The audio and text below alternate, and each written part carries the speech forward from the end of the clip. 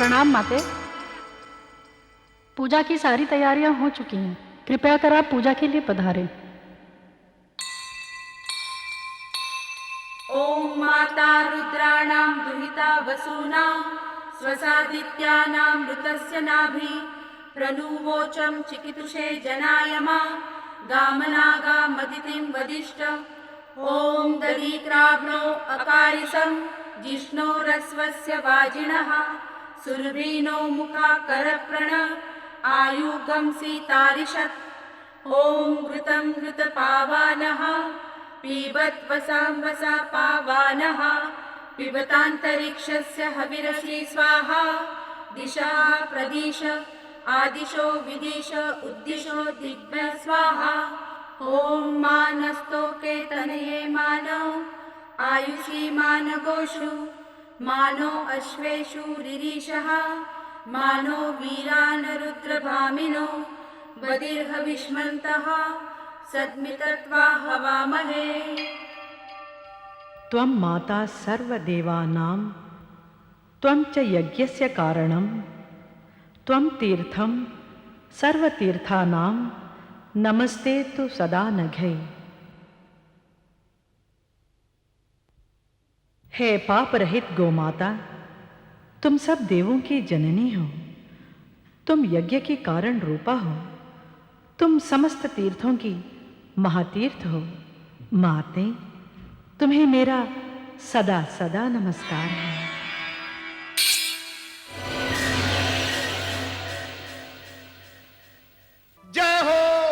जय हो माता शक्ति की जय हो। अरे जय हो माता शक्ति, हे तांडेश्वरी आपकी जय हो, आपकी शक्ति की जय हो। कहो नारद, अब तो संतुष्ट हो ना? शक्ति का दिखाया हुआ ये रूप कैसा लगा? मैं तो आनंद से विभोर हो गया माते।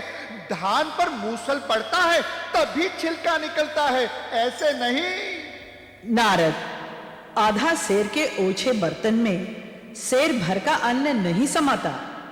बड़ी नदियों में शीघ्र बाढ़ नहीं आती, परंतु छोटी नालियां तो थोड़े ही पानी में बौराने लगती है।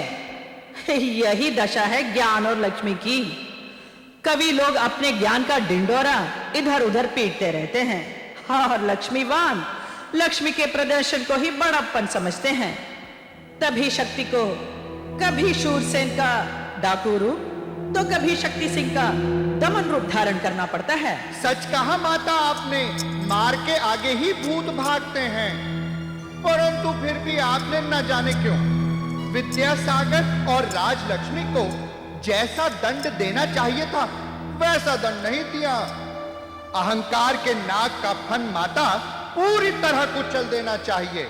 नारद, जब रोग हल्का हो तो वैद्य सन्निपात की औषधि नहीं देता। जब छोटे बाण से काम चल रहा है तो ब्रह्मास्त्र क्यों चलाया जाए? धन्य हो माता, धन्य हो। शक्ति की महिमा इसीलिए महान है। अच्छा माते, आज्ञा दे तो मैं चलूं। नारद जी माते। विष्णु लोक तो तुम अवश्य ही जाओगे। हाँ हाँ जाऊंगा तो सही माते।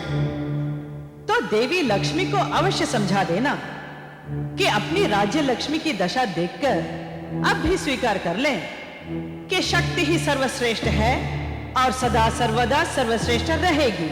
हे माते, ये तो आप नहीं कहती तब भी मैं उन्हें भली भांति समझा देता।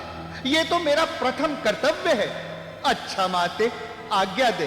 प्रणाम। नारायण नारायण।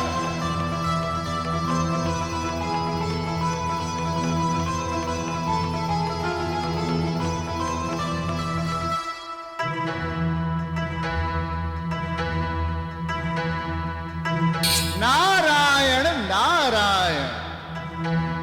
माते प्रणाम, माते प्रणाम। कहो नारद, बड़े प्रसन्न दृष्टिगोचर हो रहे हो। सचमुच माते, मेरी प्रसन्नता का पारावार नहीं।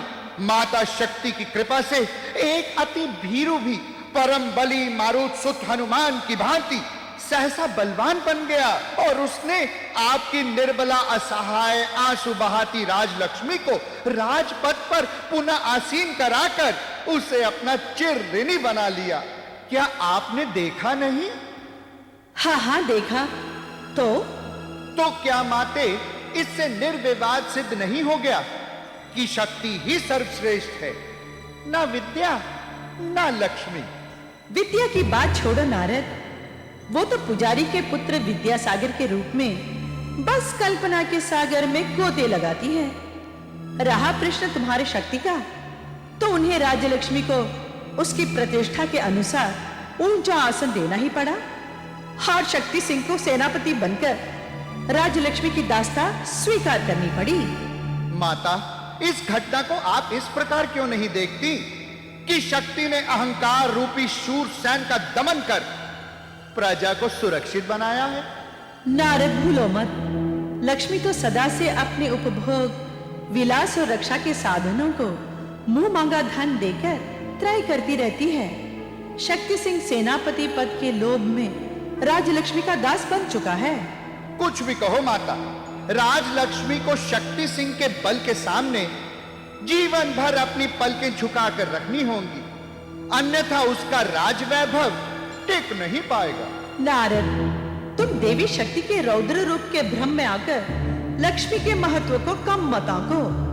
वो शक्तिमान उस राजलक्ष्मी के चरणों में सदैव लौटता रहेगा। तुम चिंता जाकर अपनी माता सरस्वती की करो।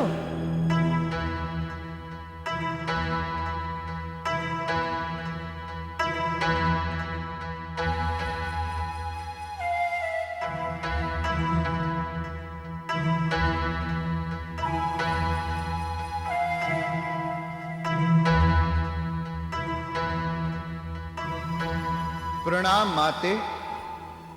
नारद, तुम इतने अधीर क्यों हो? सब कुशल तो है ना? माते, शुभ अशुभ तो भविष्य के गर्भ में है। मेरा कष्ट तो यह है कि नारद की बातों को कोई गंभीरता से लेता ही नहीं।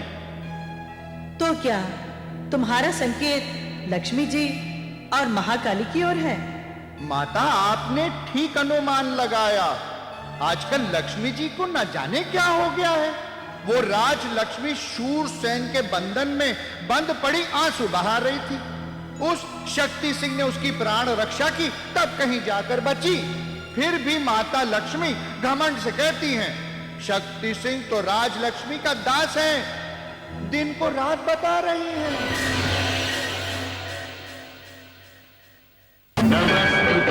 नमस्तुते